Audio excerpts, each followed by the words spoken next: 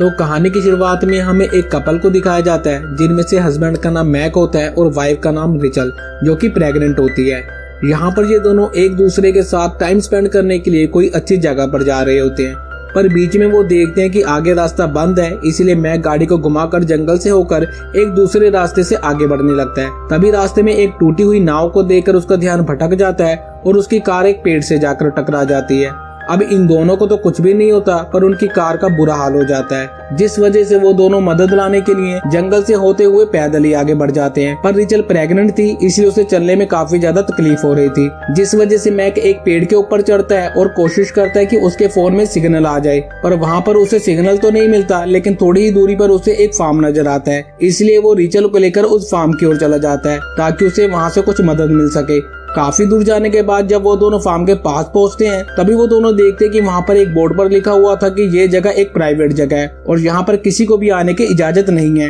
क्योंकि रिचल की तबीयत काफी ज्यादा खराब हो रही थी, इसलिए मैक इस वार्निंग को पढ़ने के बावजूद भी रिचल को लेकर अंदर चला जाता है। अब थोड़ी देर में बॉब नाम का एक आदमी कार लेकर वहाँ पर आता है और मैक के साथ काफी बदतमीजी से बात करने लगता है। लेकिन जब वो रिचल को प्रेग्नेंट देखता है तब वो उसके साथ काफी अच्छे से बात करने लगता है और उससे पूछता है कि तुम्हारे पेट में जो बच्चा है वो लड़का है या लड़की, जिसके जवाब में रिचल बताती है कि लड़का। अब उस आदमी के इस बदलते हुए बिहेवियर को देखकर मैक को काफी अजीब लगता है, पर मजबूरी के चलते वो रिचल को लेकर उस आदमी के साथ उसके घर चला जाता है। रास्ते से होकर जब वो लोग घर जा रहे थे तभी रिचल एक लड़की को देखती है, लेकिन जब वो मैक को उसके बारे बताती है तब तक वो लड़की वहाँ नहीं होती। खैर इसके बाद वो लोग बॉब के घर पहुँचते हैं, जहाँ पर बॉब की पत्नी एग्नेस और उसके दो बेटे लुक और डेविड उन दोनों का काफी अच्छे तरीके से अपने घर में स्वागत करते हैं। एग्नेस मैक और रिचल को घर के अंदर ले जाती है और उन्हें अपना कमरा दिखाकर कहती है कि कल सुबह तक मदद आ जाएगी। इसके बाद वो लंच तैयार करने के लिए वहाँ से चली जाती है। इधर उसके जाते ही रिचल मैक से कहती है कि इस फैमिली का बिहेवियर काफी अजीब है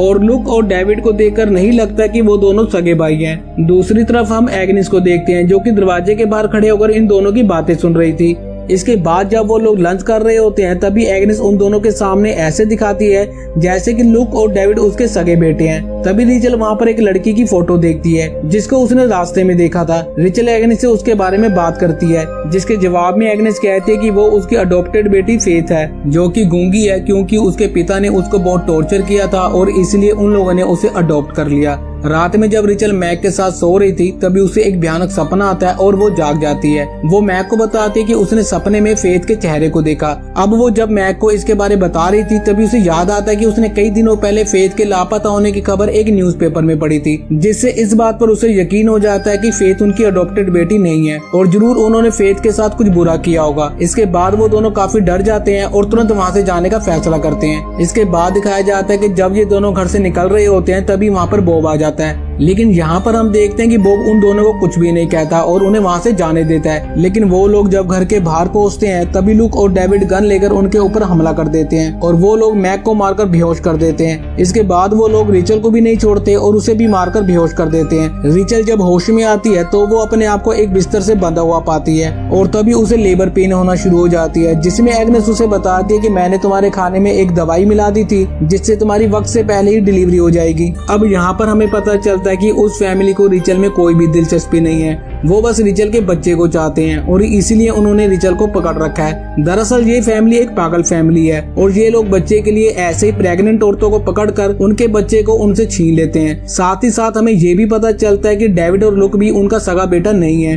और उन दोनों को भी इन लोगों ने ऐसे ही उनकी माँ से छीन लिया था। पर अब ये दोनों बॉब और इग्निस की हर बात मानते हैं। इधर वो दोनों मैक की बॉडी को ठिकाने लगा रहे थे, लेकिन तभी उन्हें मैक के कपड़े अच्छे लगते हैं और वो लोग उसके कपड़े उतार लेते हैं। इसके बाद वो लोग मैक को कॉफिन के अंदर डालकर उसके अंदर एक लाइटर छोड़कर उसे मिट्टी के नीचे दबा देते हैं। दूसरी तरफ हम रिचल को देखते हैं जो कि एक लड़की को जन्म देती है, लेकिन उस बच्चे को देखते ही बॉब उसके ऊपर गुस्सा हो जाता है क्योंकि रिचल ने उसे बताया था कि उसका लड़का होगा। खैर अब एग्नेस उस बच्चे को अपने पास रख लेती है, जिस वजह से अपने बच्चे से दूर होकर रिचल को काफी बुरा लगता है और वहाँ से फ्री होने की बहुत कोशिश भी करती है। जिसके बाद काफी देर तक कोशिश करने के बाद फाइनली वो अपने आप को वहाँ से फ्री कर लेती है और इग्निस के ऊपर हमला कर वहाँ से भागने लगती है। है, लेकिन तभी वहाँ पर बॉब और उसके 2 नाजायज बेटे आकर रिचल को पकड़ लेते हैं और इसके बाद वो लोग रिचल को बाहर ले जाकर एक शेड में बांध देते हैं, क्योंकि अब उन्हें रिचल की ज्यादा जरूरत नहीं थी और वो लोग उस बच्चे को सिर्फ दूध पिलाने के लिए रिचल को जिंदा रखते हैं। इसलिए जब भी उस बच्चे को भूख लगती है वो लोग रिचल के साथ जोर जबरदस्ती करके उस बच्चे को दूध पिलाते हैं। साथ ही साथ उन लोगों ने रिचल को एक जंजीर से बांध कर रखा हुआ था,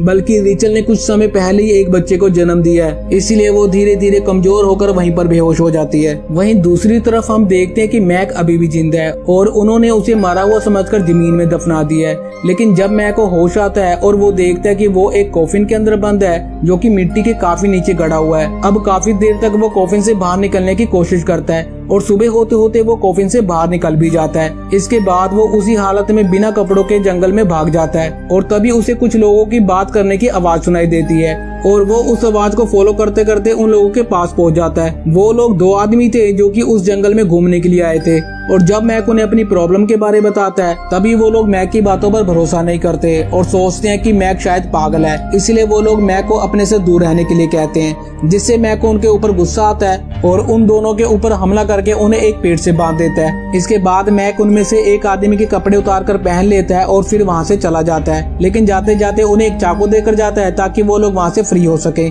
इधर रिचल जब होश में आती है तभी अपने सामने फेथ को देखती है और उससे मदद मांगने लगती है, लेकिन फेथ उसकी मदद किए बिना ही वहाँ से चली जाती है। थोड़ी देर बाद लूक और डेविड रिचल के पास आते हैं और उसके साथ जबरदस्ती करने की कोशिश करते हैं, लेकिन दूसरी तरफ हम देखते हैं कि मैक भी वहाँ पर पहुँच चुका है और वहाँ पहुंचकर फेथ को देखता है जो कि मैक को देखकर उस शेड की तरफ इशारा करती है, जिससे कि मैक समझ जाता है कि रिचल उस शेड के अंदर है। इसके बाद दिखाया जाता है कि मैक उस शेड के अंदर जाकर लुक और डेविड के ऊपर हमला करके उन्हें जान से मार देता है और फिर रिचल को वहाँ से फ्री करके अपने साथ लेकर जाने लगता है, लेकिन तभी वहाँ पर बॉब भी एक गन लेकर आ जाता है और वो अपने दोनों बेटों को मरा हुआ देखकर पागल सा हो जाता है और गुस्से में मैक के ऊपर शूट कर देता है। पर फिर भी मैक रिचल को वहाँ से भाग जाने के लिए कहता है, लेकिन रिचल मैक को इस हालत में छोड़कर जाना नहीं चाहती थी, जिस वजह से बॉब रिचल को भी मारकर बेहोश कर देता है। इसके बाद रिचल जब होश में आती है तभी वो अपने आप को फिर से बंधा हुआ पाती है, जहाँ पर उसके सामने फेथ भी जंजीर से बंधी हुई थी और वो वहाँ से फ्री होने की कोशिश कर रही थी।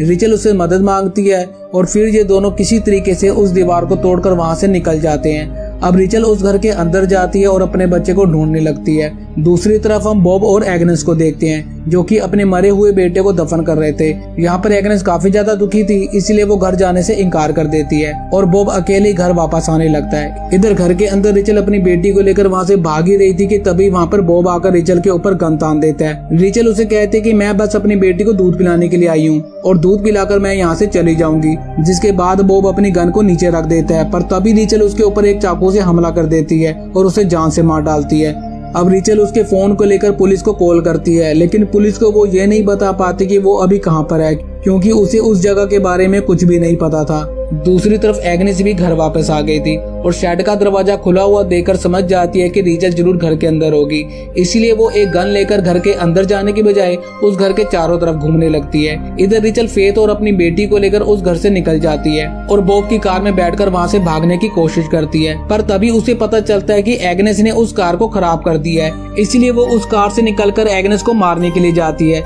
लेकिन क्योंकि उसे गन चलानी नहीं आती थी इसलिए उसकी गोली निशाने से चूक जाती है और तभी एग्नेस उसके पैर पर गोली मारकर उसे घायल कर देती है। इसके बाद एग्नेस जब उसके पास जाती है तभी हम देखते हैं कि घायल होने के बावजूद रिचल एग्नेस के ऊपर हमला कर देती है और उसके सर को पटक कर उसे जान से मार देती है। अब उसके मर जाने के बाद वो अपनी बेटी और फेथ को लेकर जंगल से बाहर होकर वहाँ से जाने लगती है, लेकिन उसकी हालत इतनी ज्यादा खराब थी कि उसे एक कदम भी नहीं चला जा रहा था, इसीलिए वो वहीं पर गिर जाती है। तभी हम देखते हैं कि वहाँ पर पुलिस भी उसे ढूंढते हुए पहुंच चुकी है और वो लोग रिचल को रेस्क्यू कर लेते हैं। अब वो लोग जब रिचल का ट्रीटमेंट कर रहे थे तभी रिचल देखते हैं कि वहाँ पर एग्नेस आ गई है जो कि अभी भी मरी नहीं है। यहाँ पर एग्नेस फिर से उसे मारने की कोशिश करती है, लेकिन तभी पुलिस ऑफिसर एग्नेस के ऊपर शूट करके उसे जान से मार देते हैं। इसके बाद रिचल देखते हैं कि उसके पास से फेथ गायब है। तब उसे पता चलता है कि फेथ कोई जिंदा लड़की थी ही नहीं, उसके साथ जो फेथ बनकर लड़की थी वो कोई लड़की नहीं बल्कि वो फेथ की एक आत्मा थी जो कि उसकी वहाँ से बाहर निकलने में मदद कर रही थी। अब इसके साथ ही ये मूवी यहीं पर खत्म हो जाती है। आपको ये मूवी कैसी लगी हमें कमेंट बॉक्स में जरूर बताएं और ऐसी मजेदार वीडियोस के लिए चैनल को सब्सक्राइब और वीडियो को लाइक और शेयर भी जरूर करें। धन्यवाद।